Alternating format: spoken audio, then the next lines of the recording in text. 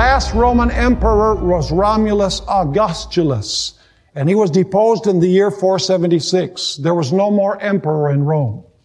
As a result, Rome became a kingdom without a ruler. Everything was turned upside down.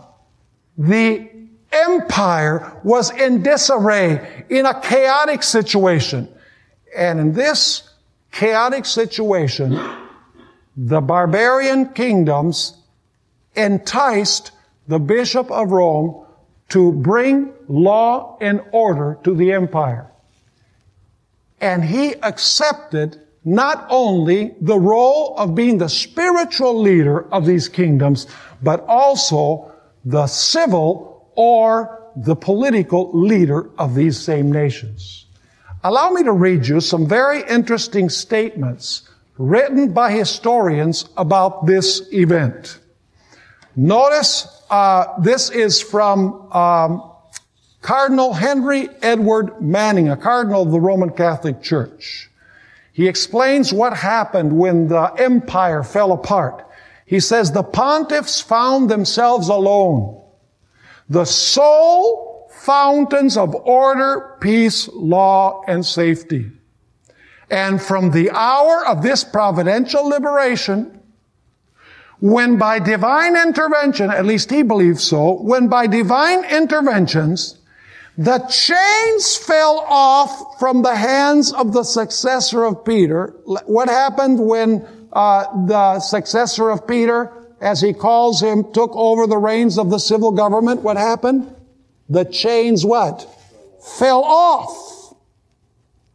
So he says, when by divine intervention the chains fell off from the hands of the successor of St. Peter, as once before from his own, no sovereign has ever reigned in Rome except the vicar of Jesus Christ.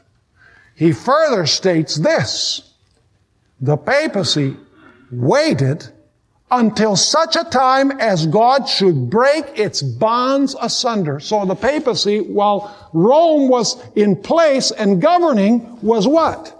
Restrained. Because he says, it waited until such a time as God should break its bonds asunder. And should liberate it, listen to this, and should liberate it from subjection to civil powers. So what is the liberation of the papacy? The falling off of the chains. It means that now the papacy can govern not only in religious affairs, but also in what? In civil affairs. And so he says, the papacy waited until such a time as God should break its bonds asunder and should liberate it from subjection to civil powers and enthrone it in the possession of a temporal sovereignty, that's a political power, of its own.